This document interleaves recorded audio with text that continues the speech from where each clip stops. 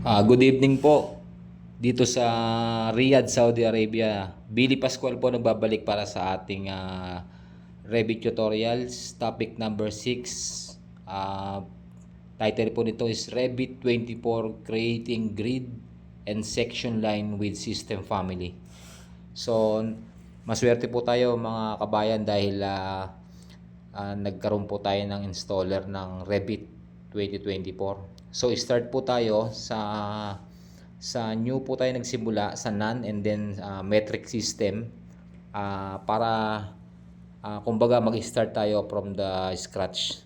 So dito mapapansin nyo halos wala pang nakakarga dito sa project browser.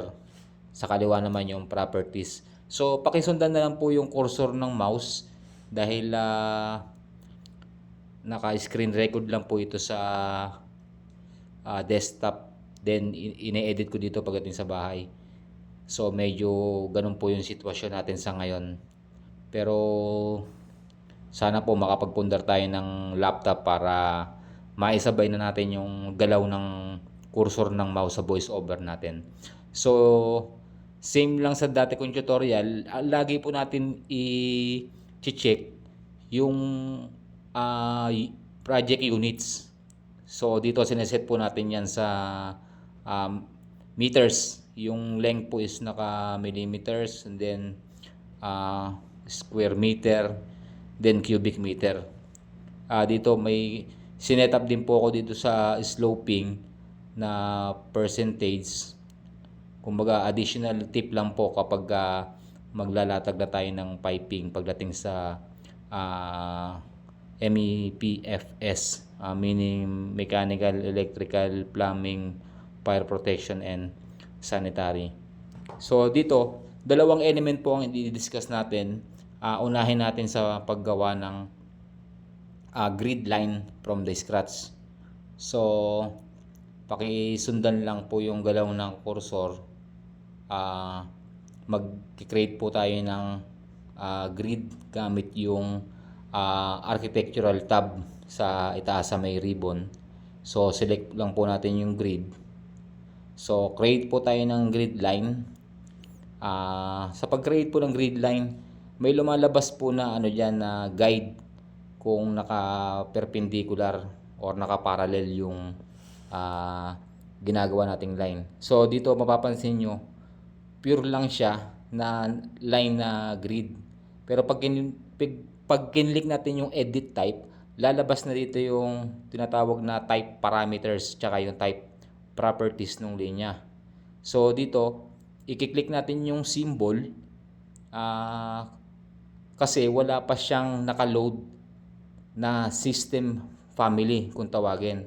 So ang gagawin natin dito is maglo-load po tayo ng family, system family na meaning system family yung po yung available na mismo dito sa software ni Revit, old version man siya o new version.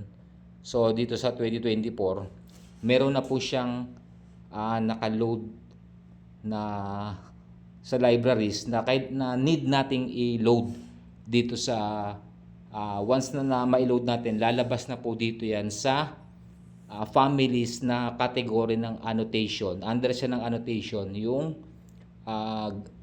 grid. So lalagyan po natin siya ng symbol, yung tinatawag na grid bubble. Then click po natin yung grid. So same process, i-click natin yung edit type. May lalabas po dyan na symbol na makikita natin dahil nga niload na po natin yung system family kanina. So ang nakalagay po dyan is M_grid head dash circle. Dun lalabas po siya sa under ng type parameters, then under ng graphic, and then symbol. Lalabas dyan yung niload natin na family. Then may selection po dyan do sa plan view symbol N1 na naka-default, and then plan view symbol N2 na naka-default din. Yun po yung nagbibigay ng ano sa atin kung saan mo gustong ipwesto yung pinaka grid bubbles, sa ibabaw man siya o sa ilalim. Pero syempre, normally sa mga gumagawa ng drawing, nasa ibabaw yung grid.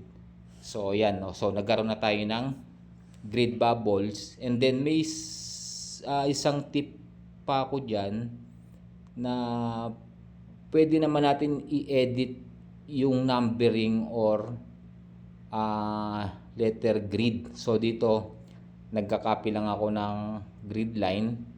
So i-set natin siya sa every 3 meters. So kinakopy-copy lang po natin. Pero meron pa pong ibang way para mag-copy po tayo ng dire-diretso eh. So sa ibang topic naman po yun. Napakarami pa po natin i-discuss dito sa 2024 Revit tutorials.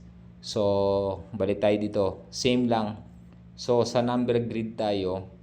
Kung mapapansin nyo, nagkakaroon ng continuity yung number grid. Pero sabi ko nga, pwede natin yan gawin sa alphabetical naman.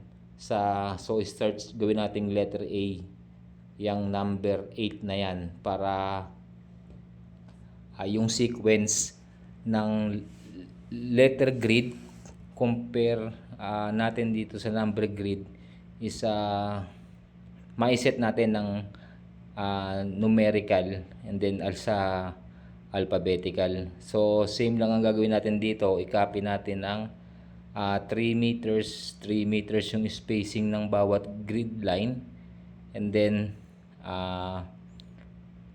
matik na po siyang magkakaroon ng sequence as per sa alphabetical grid niya.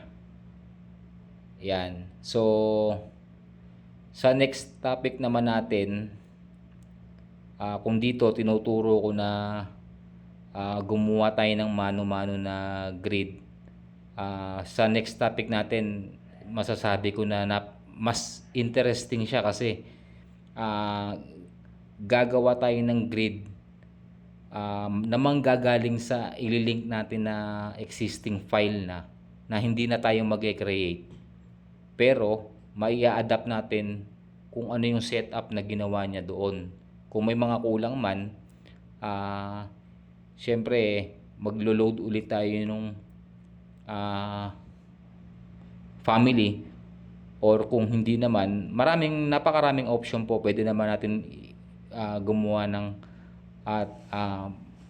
i-adapt natin yung yung mga nagawa niya na using na-discuss natin dati na diskarte na transfer project standard. So dito naman, gawa naman na tayo ng section line na kung mapapansin nyo din, wala pa siyang parang grid bubbles noong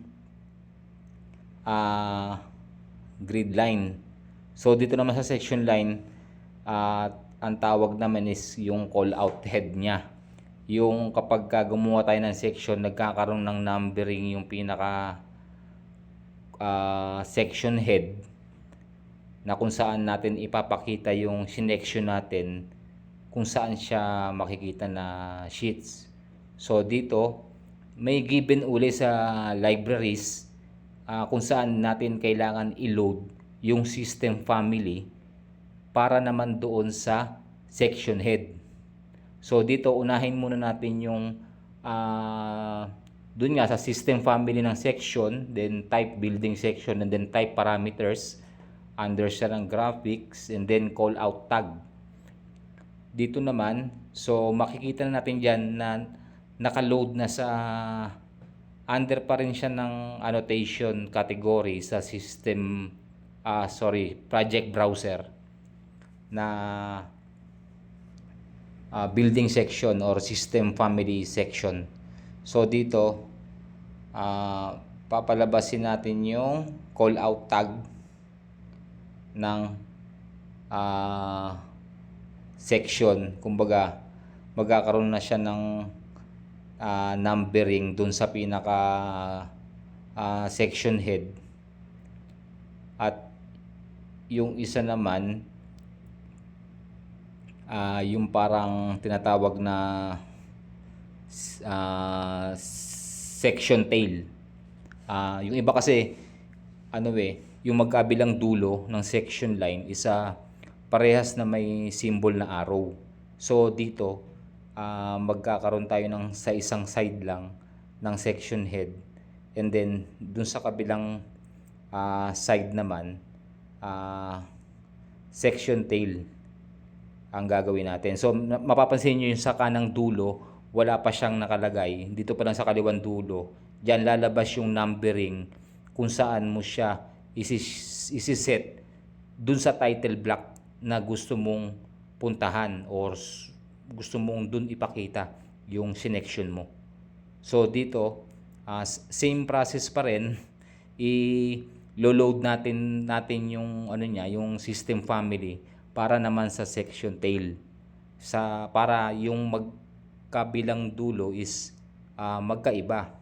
Mas bet ko po kasi yun para siyang yan magandang tingnan. Makikita niyo yan nakalagay section head field, section tail field. So mas bet ko po kasi yung yung itsura nung section line na yan. So may selection diyan.